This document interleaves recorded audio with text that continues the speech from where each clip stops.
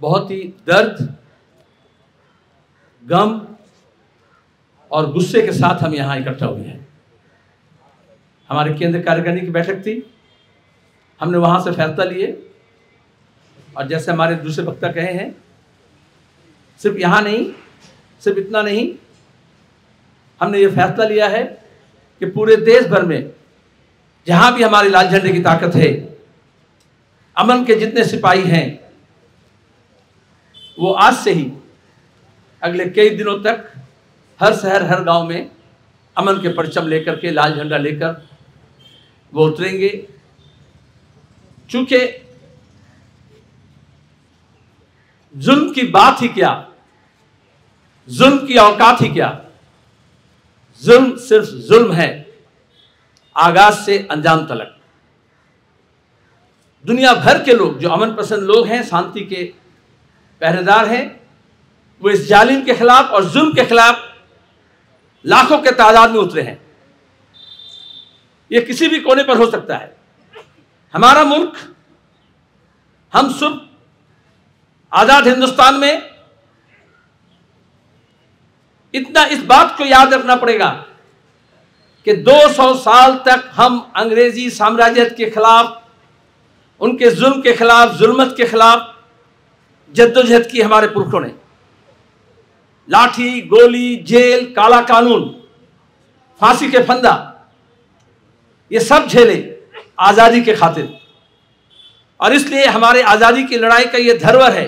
दुनिया भर में आजादाना ख्याल लेकर के आजादी के लिए जो भी जद्दोजहद करेंगे, जिस मुल्क में भी, हम उसके साथ देंगे। यही हमारा भारत का यही परंपरा है। दूसरी बात, अमन के लिए, शांति के लिए सिर्फ राजनीतिक या डिप्लोमेटिक कारण नहीं। आज जो भारत की संस्कृति की बात करते हैं, 5000 साल, 10,000 साल की बात करते हैं, इस धरती ने पूरे विश्व में अमन का गीत सुनाया है। हमने शांति का दर्शन दिए हैं, चाहे वो गौतम बुद्ध हो, चाहे जैन दर्शन हो। सिर्फ शांति नहीं कहा, किस तरह से हमारे विश्व में शांति हो, उसके रास्ते भी दिखाने की कोशिश किए हैं। और इसलिए हमारे आजादी की लड़ाई तक महात्मा गांधी जी भी जब अहिंसा की बात किए तो वो उसी धरोहर था। और आज हमारा देश में, आजाद हिंदुस्तान में, हमारा फॉरेन पॉलिसी यही रहा कि हम जंग के खिलाफ हैं। हमें पूरी तैयारी चाहिए अपने हिफाजत के लिए, अपने डिफेंस के लिए। कोई कमजोरी नहीं होना चाहिए, लेकिन हम जंग के खिलाफ हैं। और इसलिए जो जंगजू माहौल पैदा करते हैं, चाहे देश के अंदर हो, चाहे सीमा पर हो, चाहे विदेश में हो, हम उस जंग के खिलाफ हैं। आखिर जंग कोई मसले का हल नहीं है, जंग खुद एक मसला है। हमने खाड़ी युद्ध को झेले हैं। आज हमारी जो महंगाई है, आज जो हमारे अब स्कूटर में हो, पेट्रोल भरते हो, डीजल भरते हो, ये सब का कीमत जंग के साथ जुड़ा हुआ है। और जैसे आपने कहा कि फिलिस्तीन में जो हो रहा है वो यज्ञ नहीं है, युद्ध नहीं है, एक तरफा हमला है, टारगेटेड हमला है, नस्लकुशी है, जेनोसाइड है। बच्चों को, नौनिहाल को, औरतों को, मरीजों को, जो डॉक्टर, जो एम्बुलेंस, जो चिकित्सा कर्मी बीमारियों का इलाज कर रहे हैं, उनके ऊपर, अस्पतालों पर हमले नहीं होते, जंग में भी नहीं होते। जंग का भी कुछ अपना, जब हम सभ्य नहीं थे तब भी जो जंग होता था, युद्ध होता था, उसमें भी सूरज डूब जाने से युद्ध विराम होगा, फिर सुबह से फिर युद्ध शुरू होगा।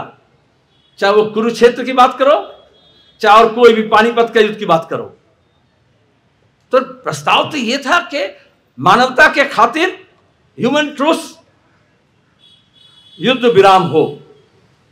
यूएन में ये प्रस्ताव आया और पूरे विश्व में हम ये माने जाते थे। हम 77 देश के मुल्क के लीडर थे। एशिया, अफ्रीका, लैटिन अमेरिका, कहीं भी जंग हो, यूएन में भारत की आवाज गूंजती थी अमन के लिए, शांति के लिए। अब पहली बार ये कोई आसान बात नहीं है, हम अपने आजादी की धरोहर से, भारतीय सभ्यता और संस्कृति से, मानवता से हम अपने को दूर किए, हमारा भारत सरकार। इसलिए हम यहां इकट्ठा हुए बताने के लिए सरकार की फैसला जनता की फैसला नहीं होती है।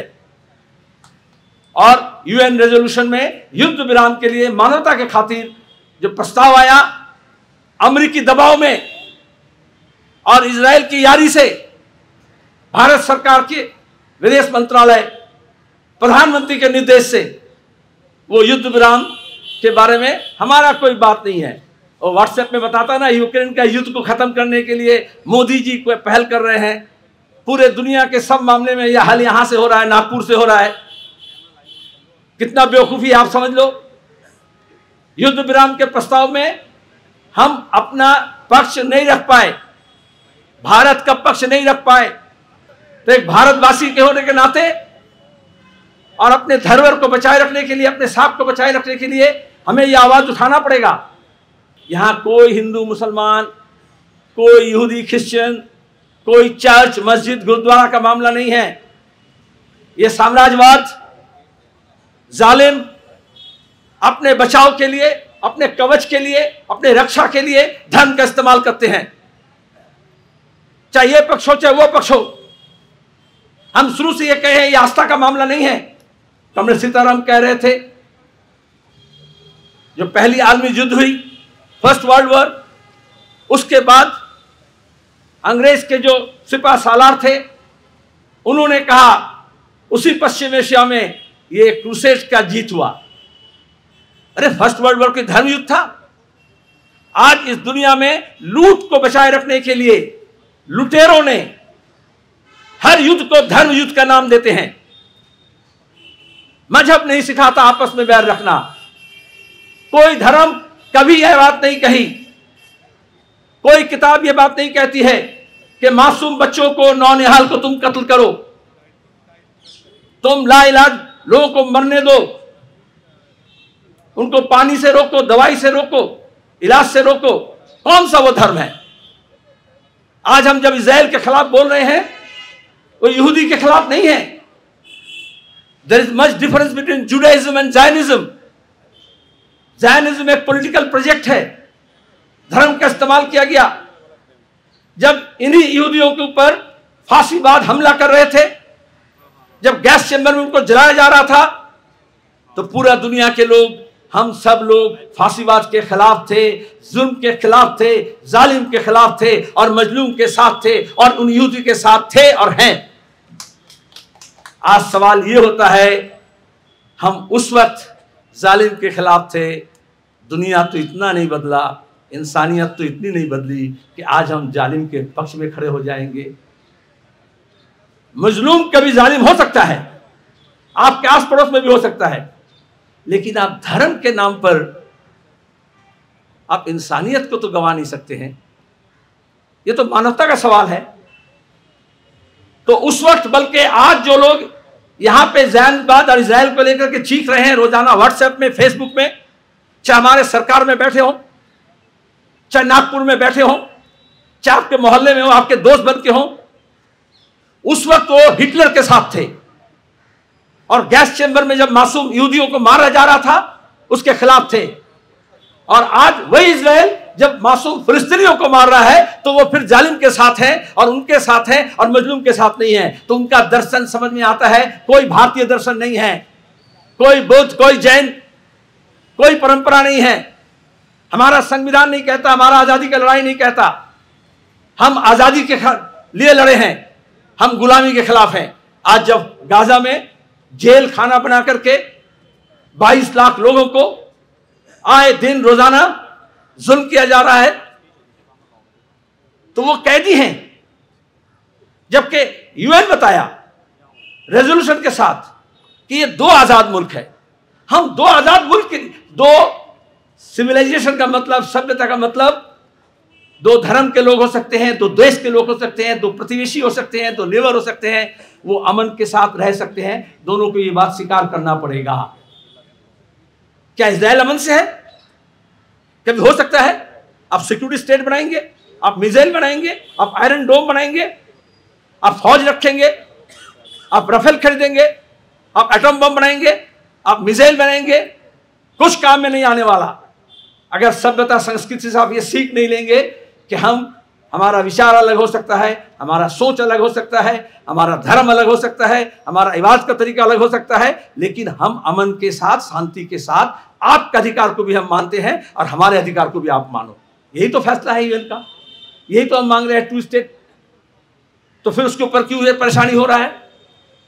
हर बार आप जमीन हड़प कर रहे हो, चाहे आपका रहने का घर, चाहे आपका जंगल, चाहे आपका जमीन, चाहे आपका नदी, चाहे आपका नहर, चाहे आपका खदान, उसको लपेट में ले आया जा रहा है। लुटेरों का ये संस्कृति है, उसके लिए ना बहुत सा ढोंग नचाया जा रहा है।